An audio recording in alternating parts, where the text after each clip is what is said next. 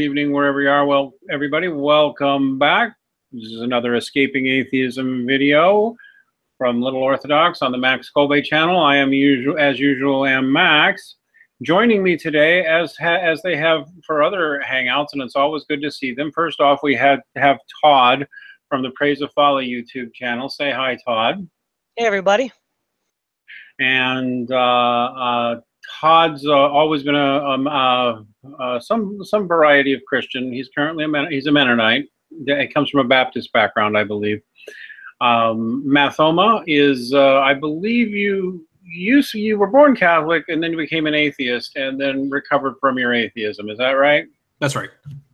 Okay, good to see you. I recovered from mine too. So we've got two former atheists and a cradle Christian here. And we started getting into a fun conversation. I mean, it's not exactly fun, but it's you know, the kind of conversation you can have among people. It began among people of faith. And one of the things that happened was I have often observed in personal interaction and one-on-one interaction, the most terribly unpleasant atheists to deal with, usually, in my experience, seem to come from some sort of fundamentalist background.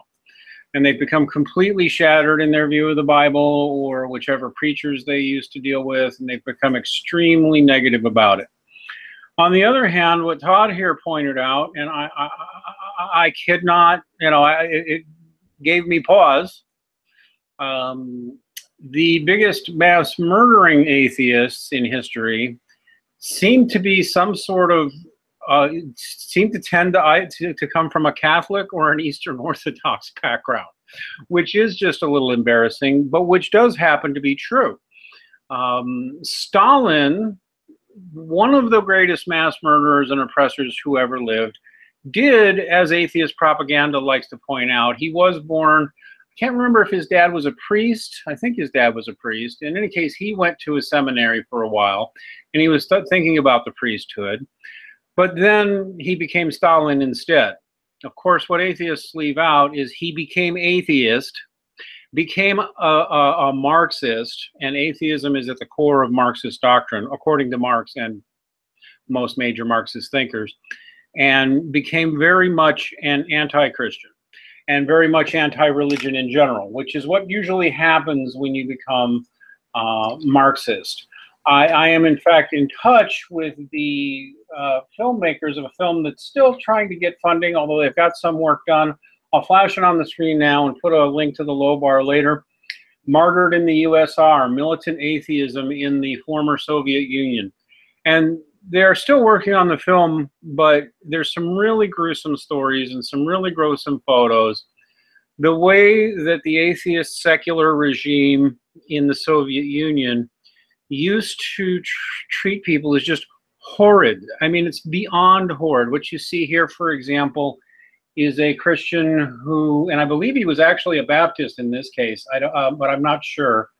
Oh, yeah, that's what the picture says. They literally cut his tongue out so he couldn't pray anymore. And that was just part of the torture they put him through. There was more than that, and it was because he wouldn't give up his Christian faith. And there's quite a few other stories like that. People, by and large, do not know, but in the Soviet Union, the officially atheist secular regime of the Soviet Union butchered literally between 10 and 11 million Eastern Orthodox Christians. And yes, they were targeted because they were Eastern Orthodox Christians, or because they were Christians generally. Stalin also targeted Jews. And like a lot of people who go for religious persecution, he went after the Orthodox, faithful, practicing Jews first in most cases, whereas his interest in ethnic Jews was limited. Furthermore, a very uncomfortable reality that a lot of, especially ideological atheists, do not like to look at is the fact that while they like to talk about religion and religious wars, here's the truth. This is a graphic you can pick up from a group called CARM, but you can find this documented similarly in many other places by respectable people. If you add up all the religious wars combined in history, all of them, you get only a tiny fraction of what the non-religious, basically secular wars did. And in fact, secular governments in the 20th century seem to have liquidated at least 60 to 65 million people. More realistically, probably more than 100 million people. And they were all secular regimes. You can find this graphic on our Imgur account. There's other sources as well. I have another graphic I like to show people. Again, I make sure these are well sourced. If you look at all of the bloodiest dictators of the last 100 years, all of them, you can't say they were all atheists, but what they all were was secular. Every stinking one of them was secular. Secular governments, secular dictators. Either had never been religious or threw away religion. This includes Joseph Stalin, who this is a graphic I got from a fairly good source. I think I might dispute this particular graphic because some sources really do think Mao killed more people than Stalin. But you know, what's 5 million people between friends, right? According to this source, Joseph Stalin murdered 40 million, 42 and a half, call it 43 million.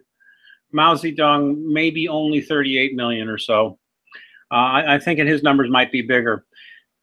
I notice atheists also like to bring up Hitler and the fact that he was baptized Roman Catholic, and that very early in his career, he did, and I do mean early in his career, like before he became dictator, before he took over Germany, he sometimes claimed to be doing Christ's work.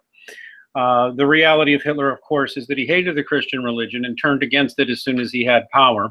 If you look carefully at his government, he actually purged all Christians and all religious believers from his elite officer corps and all the top offices in his government. All of them. You can't find a Christian anywhere in in the Nazi regime, especially during the last 10 years or so when the regime was at its most murderous. The Nazis were secularists and they were anti-religious. And that's just a fact. But Hitler did have that Catholic background. There was Chiang Kai-shek, on the other hand, in China, who didn't have a Christian background. I don't know what his was, but he was a militant atheist. He was a secularist, just like Vladimir Lenin. If I might interrupt real quick, Chiang Kai-shek was a kind of Christian-Buddhist hybrid. Was he? Yep. Yeah, oh, he's one of those weird syncretics. Yeah, we might want to look into him some more, but he was running a very secular regime as far as I know. Well, early on it was. The Kuomintang was based off the Communist Party, but after the split, he was much more friendly to Christians after the split with the Communist Party in the 1920s. That makes perfect sense. Then, of course, we have Vladimir Lenin, absolute militant atheist. A little-known one is Hideki Tojo, who was the prime minister of Japan during World War II. And he was, in fact, a militant secularist. Okay, he was not a religious guy at all. And the Japanese, we don't talk about it a lot, but this isn't war casualties. There was a lot they did in places like China and the Philippines and all throughout the South Pacific especially. It was very, very brutal. And it was a secular regime, not a religious one. Pol Pot, well, he's almost a piker next to these guys. One who's missing just because he didn't kill as many people actually is Mussolini. Fascist dictator Mussolini was, I'm pretty sure he was born Catholic, but it's not really relevant. He was a militant Catholic hater and a militant Christian hater and very against religion. And oh yes, by the way, running a very secular anti-religious government with strong separation of church and state. The fact of the matter is you cannot escape the reality that secular governments, as Borton Painter and others have pointed out, secular governments have killed more people than all religious wars and persecutions combined throughout history. In fact, going back to this original graphic I was showing, notice how Islam, which we often talk about as the most violent religion, and it is a historical fact that there is more war associated with Islam than other religions, although there's a little bit of room for interpretation there. And I neither, endorse Islam, nor do I endorse being dishonest about Islam. Muslims will often point out some of those wars were defensive and were caused by X, Y, and Z. I'm not going to debate it, because if you put all of them together with all the Christian wars and every other war combined, that had a strong religious component as its motivating factor. It's not even close. Non-religious war and oppression is much more common. And you can verify that in plenty of different sources. But the interesting thing is, what is the Christian connection to these? Because you can think about it. Joseph Stalin was raised an Eastern Orthodox Christian, at least for part of his life. And he turned into one of the biggest mass murderers who ever lived. Now, I find that fascinating. Hitler's Catholic background doesn't impress too many people who are serious, because he wasn't raised very seriously Catholic by any source you can find. And he had, I mean, actually the Nazis excommunicated Hitler and the Nazi Party in the early 1930s. And so I'm not sure where to go from this, except it does seem interesting when you see a Christian apostatize and become an atheist. He seems to go crazy, doesn't he? Yeah. At least sometimes, or a real danger to going completely crazy. Well, yeah, there seems to be a couple ways we can classify ex-Christians who become atheists. The first division is what the Brits like to call the pond. Europe versus America. That's one big difference. European atheists tend to be far more genocidal than American atheists.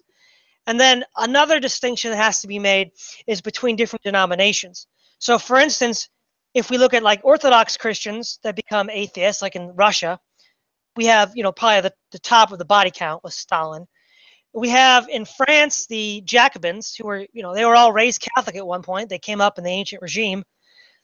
They were the, you know, they committed the first modern genocide in the Vendée against Catholics. And then in the Spanish Civil War, the level of anti-clericalism that we see with the the Spanish communists and Spanish anarchists rivals anything you'll see in Russia.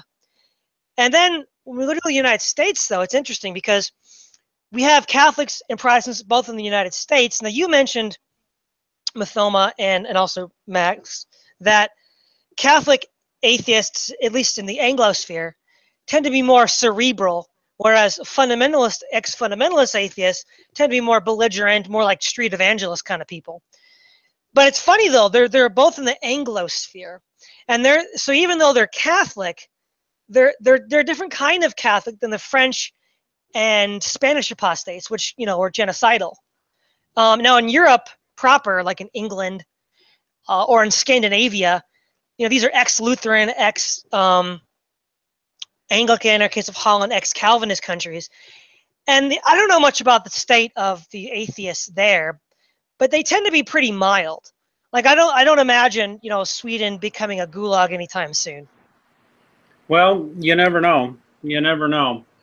One of the things that I would point out is, okay, we'll go ahead and just knock it out and say, all right, there is an Eastern Orthodox connection to Stalin, and there is a Catholic connection to Hitler. It's, again, you've got to be honest about it and look at it and see how he got, you know, he left the faith. He was excommunicated by the church. He actually persecuted the church, but still he did have that background. Mugabe was raised by Jesuits, the current dictator of Zimbabwe. Robert Mugabe is one of the most evil men alive. Yeah, he was raised by Jesuits, became a Catholic, and then apostatized. That is a brutal dictator right there too. And so, okay, we admit that this connection exists, and I'll have some other things to point out. In fact, I'm going to point something out now.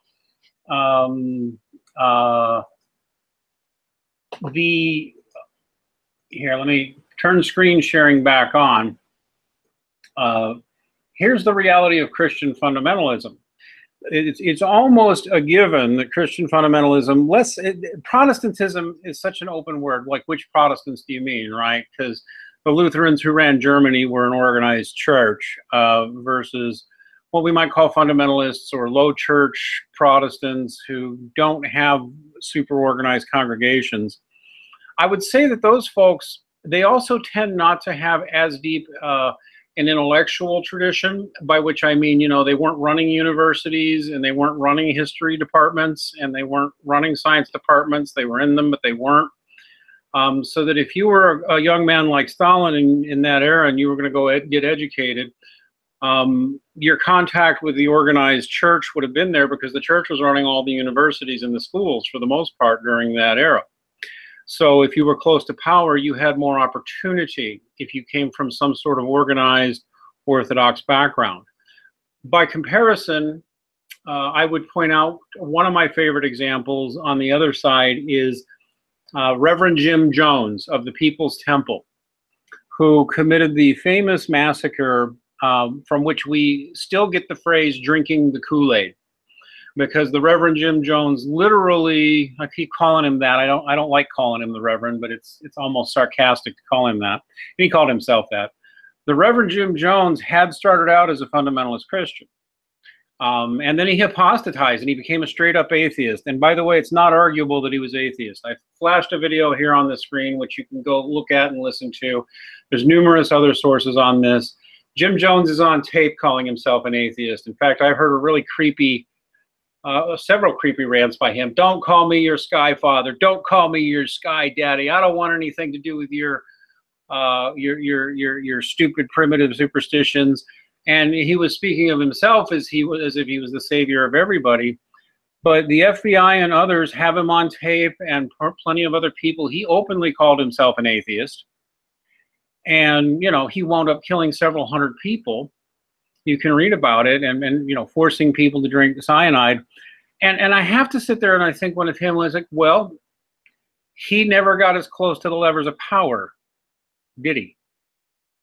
Maybe if he did, if he had gotten to the levers of power that somebody like Mao would have been, he would have been just as nasty.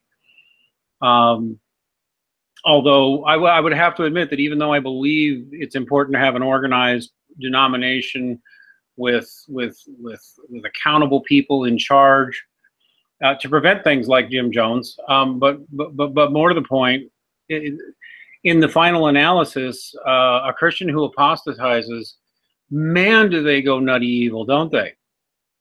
Yeah, I think there's an interesting insight when you look at the way, on the one hand, Protestants and then Anglosphere Christians apostatize, and on the other hand, the way that European or Catholic and Orthodox apostatize.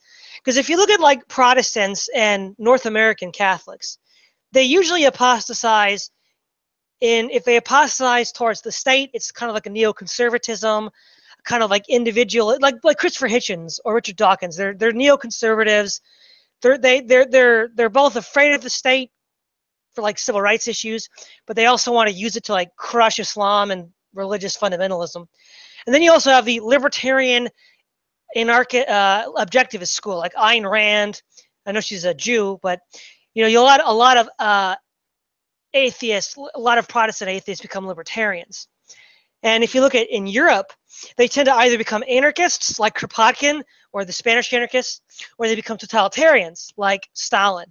And so when you choose between the God of the individual or the God of the state, they have certain trends. And I think part of it is with the Catholic tradition and the Orthodox tradition, there's more of a communitarianism. There's a more of, you know, and also an overt concern for the poor. And so socialism is very attractive, because for socialism, it's like, oh, we're going to save the poor. And so you were a Catholic, you know, maybe 5 years ago, and you're like, well, I still care about poor people. So you're going to become more of a communist. Or if you're coming from a Protestant background, you have, you know, the whole Protestant work ethic. If you have money, that means because God's blessing you. So you're going to be more of a capitalist libertarian type. Because while you're not going to believe in poverty being a sign of God's judgment, you'll see it as a sign of laziness. And I think the sort of Christian beliefs they had prior to their deconversion sort of dictates the sort of social, political, and economic values they then adopt as atheists. It's rather interesting to consider. It's the one point that I think atheist critics of Christianity might have a point to make, which is that ex-Christians sometimes become exceedingly hostile and therefore dangerous. And I'm not sure any other religion tends to generate that. I don't think I've ever seen it. Although I don't want to put it all on Christianity. To go back to like the charts I've mentioned, look at this list of religious dictators. Just the one that comes to mind immediately, Chairman Mao Zedong, did not start life as a Christian, nor was he ever a Christian at any point that I'm aware of.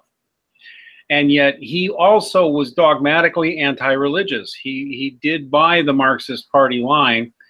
And what's not known by enough people, and I wish more people did, is that the Maoists murdered tens of millions of Buddhists for the crime of being faithful Buddhists.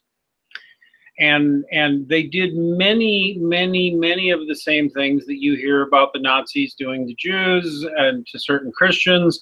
Many of the same things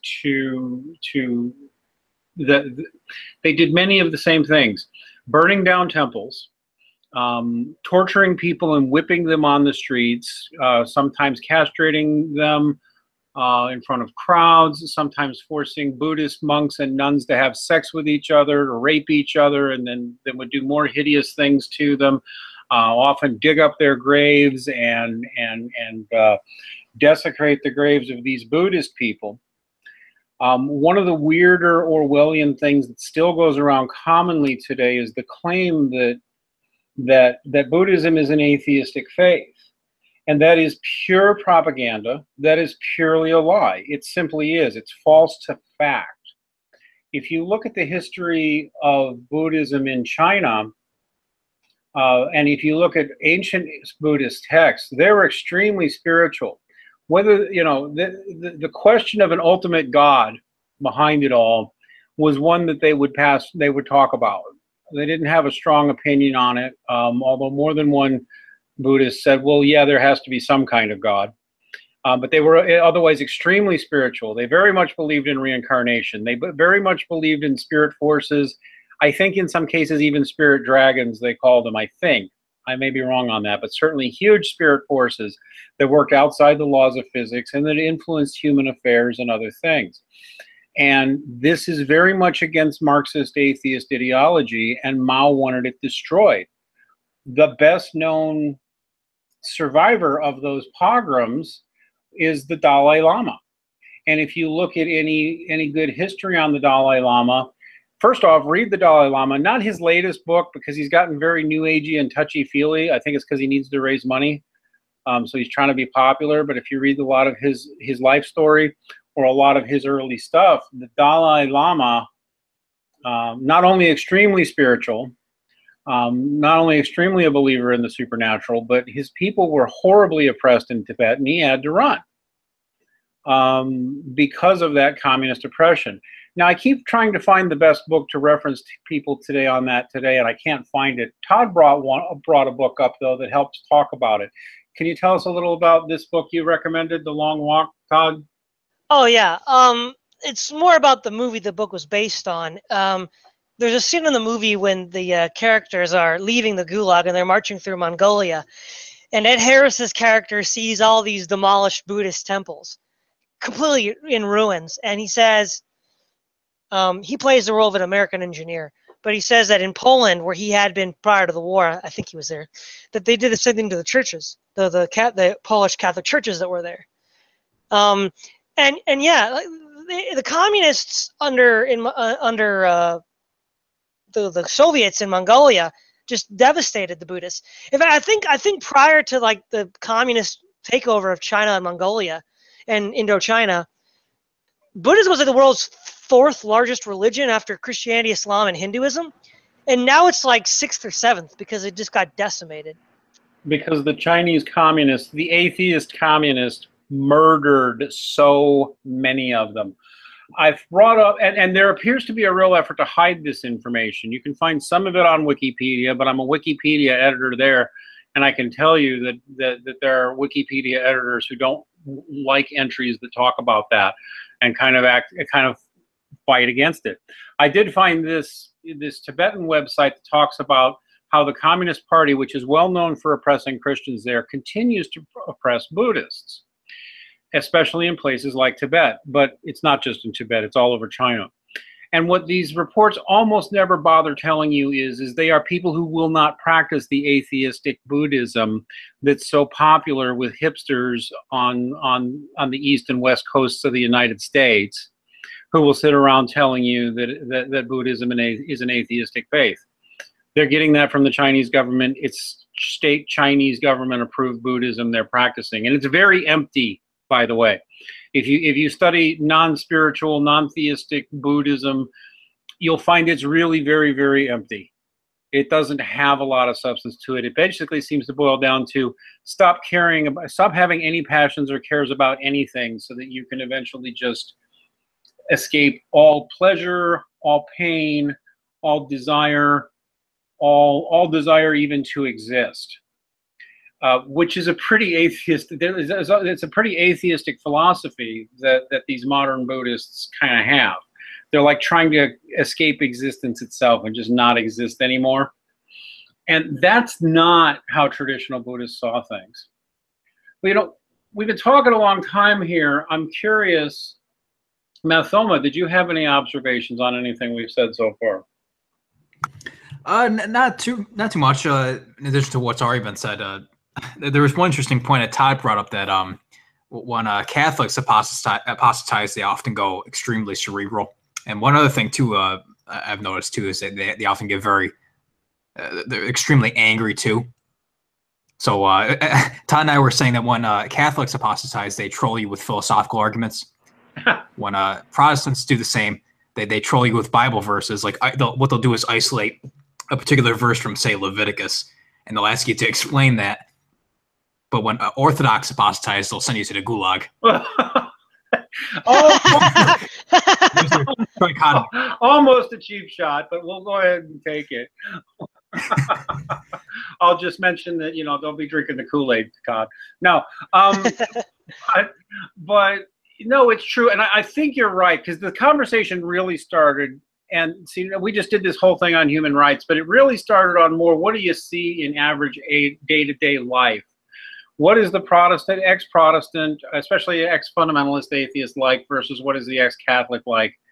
And Mathoma, you're dead right. You're both right. The ex-Catholics, well, it depends. And I do think it depends on age, because something happened in the English-speaking world in the late 20th century, and what we call catechesis, or teaching in the faith, just completely disintegrated in so many Catholic schools and places and churches. I'm shocked by how many people either leave the church or are in the church but have never got a good grasp of the fundamentals of the faith, the logical arguments for God, the actual rational evidence for why the church teaches what it does and why it believes what it does. They don't get that. They just kind of get this touchy-feely crap, and they bolt, because none of it, they don't get a good education in it. I hear regularly now from ex-Catholics who are going back to church because of us, which makes me feel awfully good, because they'd made it all the way through 12 years of Catholic school and they hadn't heard any of the arguments we were giving. How do you get away with that? I mean, half of what we do is just citing, is just kind of sitting in Thomas Aquinas's little shadow. But okay, so but when you look at it historically, it was exactly like what you just said. They tended to be cerebral, and the ex-Catholic or atheists tended to be more destructive in a more insidious way. My favorite example of that has to be Joseph Campbell, the noted mythologist. I believe he was known for something called The Power of Myth, something called The Hero with a Thousand Faces. And while he kind of denied it most of his life, toward the end of his life and after the end of his life, it became very well known. Joseph Campbell was very much an atheist, and he despised not just the Catholic Church, he despised religion, period. And he thought it was all mythology. And he had these grand unifying theories of how all mythology is ultimately the same. All mythology is telling the same story, whether it's Buddhism, whether it's Islam, whether it's ancient Greek mythology, whether it's ancient Norse mythology, Chinese, that it's all basically the same story. And if we would just see that, we would see how it's all these powerful ideas that are in our imaginations and no more. And that's a point of view, but it's a point of view he was not always honest about. You can show places where Joseph Campbell was not honest about various religions. And more to the point, a lot of young people in universities now are fed Joseph Campbell as if he's an infallible source, and just take it as a granted that what he's saying is true, and that religion and mythology are the same damn thing. And holy cow, no, they're not. And by the way, Joseph Campbell's not that reliable either. And he was an ex-Catholic.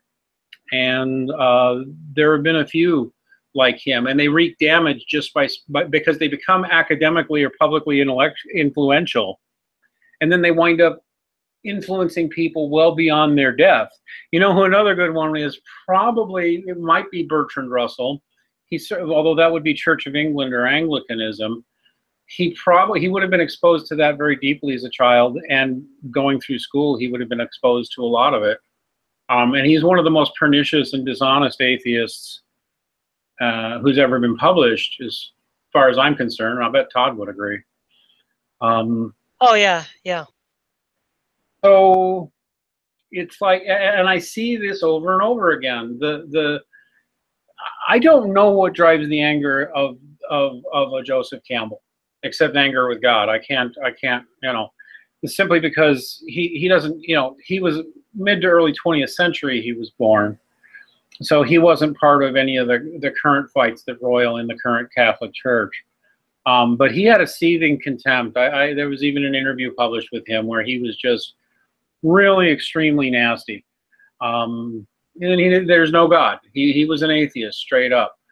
And he was angry, and he was wanting people to adopt mythology and his theories on mythology instead of religion, so they could lose the primitive shackles on their minds of Jesus, or even just a general broad God belief.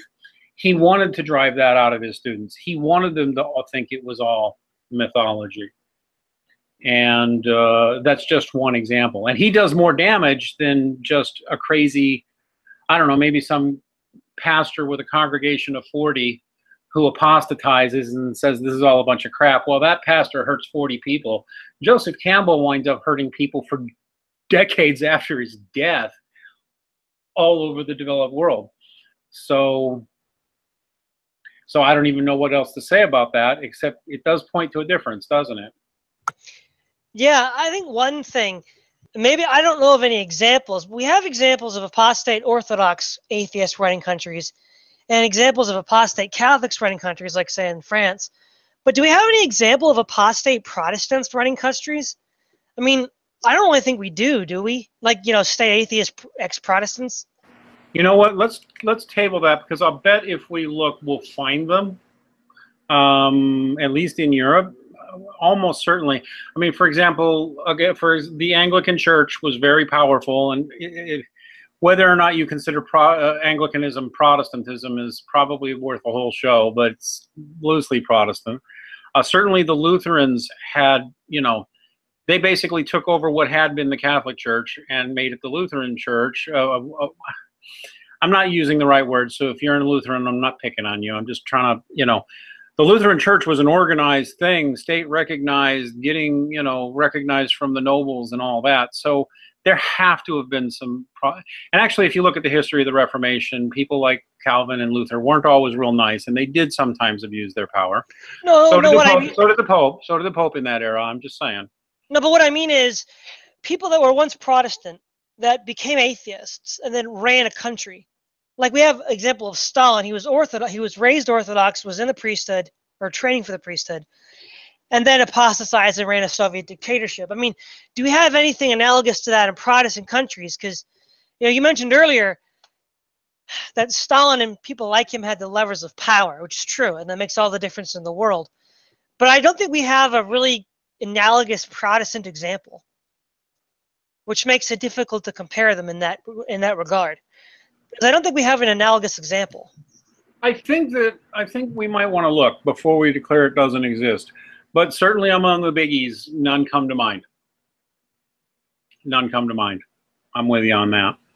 Yeah, it's just an interesting insight. One of the things that you'll appreciate, Max, and actually I do want you to look this up. It's a book called The Brothers Ashkenazi, and it was a Jewish novel, and it's about two Jews growing up in the shtetl of Russia in the early 20th century. I'm sorry, the brothers what? Ashkenazi, like the Ashkenazi Okay. Jews, the brothers Ashkenazi. Jews. And they both become atheists in their adult lives. And one of the funny things is the older brother, who marries his younger brother's sweetheart in order to spite his younger brother, she complains to him at one point that you're not actually an atheist. You're still a rabbi's son. You like have all of the tics and quirks and personality traits of somebody raised to be a rabbi. And I found that so profound, because atheism isn't actually anything. You're not becoming something different. You're a defective what you used to be. An atheist, you know, you're right. If you're a Christian, you become a Buddhist, or you're a Buddhist and become a Muslim. You actually become something new. You're different. But when you become an atheist, you're just a defective Catholic or a defective Orthodox or a defective Muslim or a defective Protestant. You're not actually something new. You just carry the same trappings over. Like, for instance, a classic example of this would be H.P. Lovecraft. I mean, he was at rock bottom a Puritan. You read his horror fiction, and you can just tell that, yeah, he's a Puritan, but he's a defective one because he doesn't believe in God. You know? But he has a lot of these same Puritan tropes and Puritan ideals, especially his fear of, sex. For instance, miscegenation, and his sort of story, the Dunwich Horror, which is kind of a demonic incarnation. Very, very, very Protestant, and also the sort of fatalism that you kind of associate with Puritanism. You see that a lot with him as well. And so, brilliant author, highly recommend his materials. But he's just a defective Puritan. He's not an atheist. He's not something different. He's just a Puritan without belief in the things that made Puritanism famous. And you see the same with like Dawkins. He's a defective Anglican. Right. Oh, yeah. Yeah. Go ahead, Mathoma. Yeah, and you know, he says explicitly in his books, most notably The God Delusion, that he still loves all of the same Christian artwork. Like he loves the St. Matthew's Passion. I think he still likes the New Testament, but he's, like Todd said, he loves all the cultural stuff, but he's defective in fact, one important way, in his atheism. In fact, he very much comes off as a bad stereotype of a snooty, upper class, condescending Anglican bishop. It's a stereotype, but that used to be a stereotype from a lot of these guys. A snippy one. Snippy, snooty, condescending. And now that's also a British thing, right? And it is respect to our serious believing Anglican friends. I'm just saying it's a stereotype, but it's true. Yeah. He totally is. Ditto for Christopher Hitchens too, right? I mean, if one of the Hitchens' virtues is just his wonderful British accent. I mean, imagine him having like a Brooklyn or Bronx accent. Nobody and trying to no one would care, right? And in fact, it's not just a British accent. It's Christopher Hitchens had a very specific English accent that is a trained accent that someone who was from what used to be called high church Anglican schools and Anglicanism were trained to speak that way as children. Sometimes it's called public school English, but it was specifically designed for upper class Anglicans, actually, for the most part, to speak that way, to set themselves apart from the rest of the basically from the proles, from the lower classes. That's why that particular accent exists. It's a glorious accent, by the way. It's very beautiful. I love it. But I mean, the average Englishman doesn't sound like that either. If Christopher Hitchens had a Cockney accent, no one would take him seriously. Or something from like East London, or somebody from up north, on the north of England, near Scotland. They wouldn't be listening to him because he's not that insightful, and he's not that insightful. He never has been. He makes stuff up too. One thing, Max, you'd appreciate too is the sort of like the darkness of the turned Christian. I don't know if you're familiar, but in the late 1920s, the Mexican government tried to extirpate the Catholic Church in the Cristero War. Their president, Plutarquio Calles, tried to wipe out the Catholic. He failed, Well, he tried to wipe out the Catholic Church. People have been trying for 2,000 years, and they just never can pull it off, can they, Mathoma? Well, actually, you can't kill Christianity. I mean, they've been trying to kill all Christians for 2,000 years. I mean, I think the Eastern Orthodox Church has gone through the most extensive persecution of any religion's history, and yet they somehow still survived. Probably, yeah. I mean, it's hard to imagine.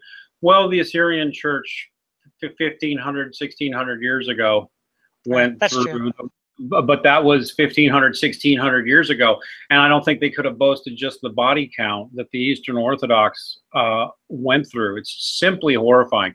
It's more than Jews were killed in the Holocaust. It's about 11 million. And really, it's hidden, but it's from a lot of what we see now. But it was religiously motivated. It was motivated to wipe the religion out. And it bothers me. When I was an atheist, I could acknowledge things like that and say, you know, that's just so dead wrong. And even if we're going to be atheist, we got to think about things like this because we don't become like that. Funny, a lot of atheists got mad at me for talking that way. I was on my way. That was part of why I was on my way out the door. This is like, you know, I thought you guys were into the empirical fact thing. I mean, and I've talked to other atheists who admit it. Yeah, atheists can be super dangerous. You know, and we got to watch for that sort of thing because they can go crazy and become so anti-religious they're just a menace to everybody. But more atheists ought to be honorable and admit that. It's one of the reasons the current atheist movement bothers me. They won't even acknowledge things like this are real. They just laugh at them. And when they laugh at them, that makes me think, oh, good. So you'll probably be really quiet. You either, even if you don't participate in persecutions, you'll be real quiet about persecutions because you don't think they matter. It often is pretty disturbing, at least to me. Young atheists, you should own your shit and realize that being anti-religious, you know, people who talk like that often wound up turning into butchers or standing silently when butchery happened. I think what... Oh, yeah. I was going to say, one thing we should add, so to not hit on the atheists too hard, though I think they deserve it most of the time, is you recently interviewed my good friend Keith Preston, and he's one of those atheists that really, I think, does express a kind of honest atheism. Like, he'll call out the BS of Stalin or these terrorists, and he kind of just lives his own life. He's not, you know, trying to plot the demise of the Catholic Church or the fundamentalist churches. He's just living his life, which is, you know, that's more consistent with atheism because, you know, nothing really matters. So you just live your life. Yeah, although it is true, and I will mention this because we can talk about Christians apostatizing being dangerous, and they can be. I mean, not all of them, obviously. Or sometimes even if they're not dangerous, they just become rabid and hard to talk to.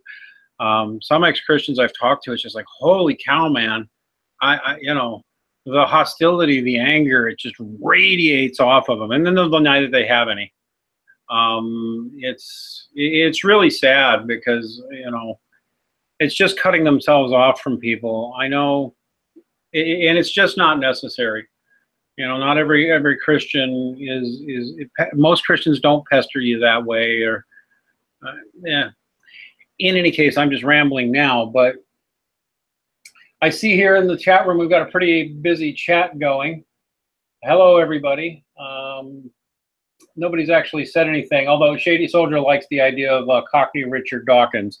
Yeah, really, if Richard Dawkins sounded like a Cockney, or even doesn't sound quite the same. Like somebody from Lowlands, England, you know, from the suburbs, nobody would take him seriously.